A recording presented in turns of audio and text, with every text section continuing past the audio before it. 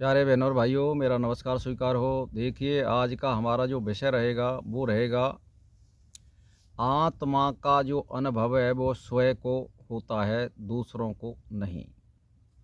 तो देखिए, आत्मा खुद का अनुभव करने का विषय है।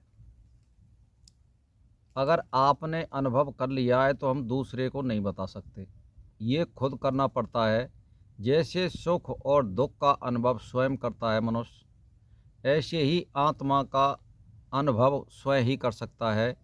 दूसरे के द्वारा बताया हुआ अनुभव हम नहीं ला सकते और ना हम किसी के साथ वर्णन कर सकते हैं, ना वो समझ में आता है। आत्मा का जो साक्षात्कार है वो स्वयं को होता है, किसी दूसरे को नहीं होता है।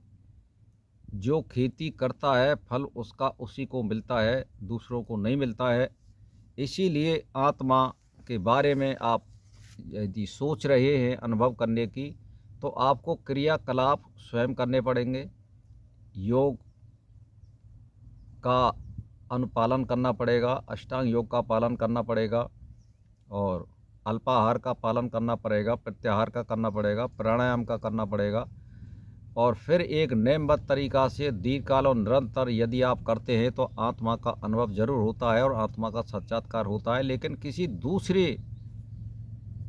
के द्वारा बताए हुए हम अपना अनुभव नहीं ले सकते, यानी ये किसी के काम नहीं आता है, ये केवल अपने काम आता है। आत्म साक्षात्कार दूसरे के लिए ये नहीं है और ना उसका हम वर्णन कर सकते हैं। तो किसी दूसरे द्वारा किया गया अनुभव उसे उसके काम नहीं आता है, ये लेन देन की वस्तु नहीं है। एक व्यक्ति ब्रह्म का अनुभव करके दूसरों को स्थानांतरण कर दे, यानी एक दूसरे को ये अदला बदली कर दे, ऐसा विषय इसका नहीं है। तो ये ना पुस्तकीय ज्ञान जैसा है, स्वयं पढ़कर दूसरों को सिखाया जा सके, ऐसा भी नहीं है ये। जिस प्रकार हर्ष यानी विषाद, सुख और दुख, पीड़ा, वेदना का स्वयं को ही अनुभव होता है, दूसरों को नहीं किया जा सकता है वर्णन। तो इसी प्रकार वो ब्रह्म कैसा है, वो आत्मा कैसी है, उसका अनुभव स्वयं को होता है, दूसरों को नहीं होता।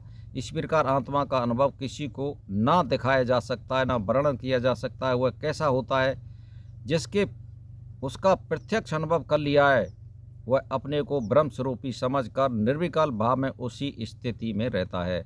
ब्रह्म ज्ञान के बाद उसके व्यवहार, कार्य आदि में जो अंतर आता है उससे गुरु जान लेता है और उससे आत्मबोध हुआ है, अन्य कोई विधि उसे जानने की नहीं है।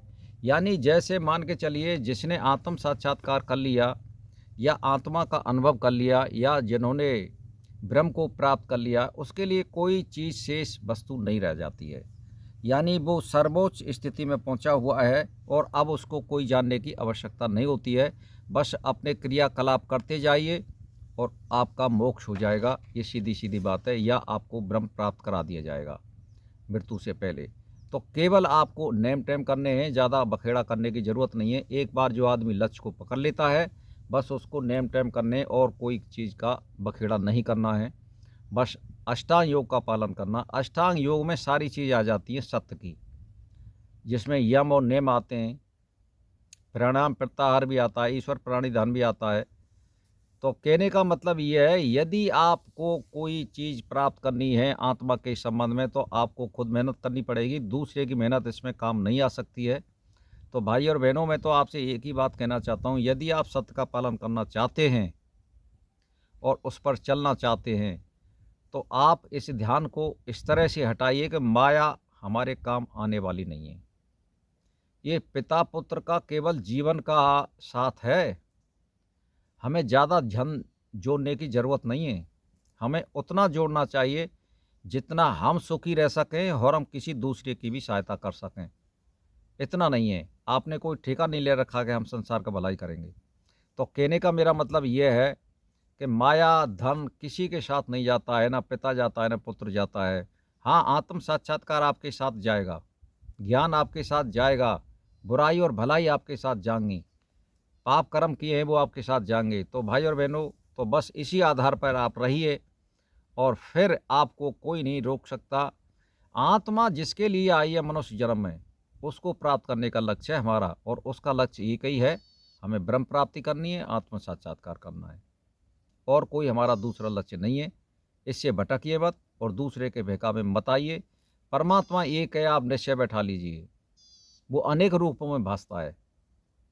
तो वन एंड ऑल, इस पे आप ध्यान दीजिए, ज़्यादा ध्यान देने की ज़रूरत नहीं है। तो भाई और बहनों, 5 मिनट से वीडियो ज़्यादा हो चुका है, बस मैं इतना ही वीडियो बनाता हूँ। इसी के साथ मेरा नमस्कार स्वीकार हो।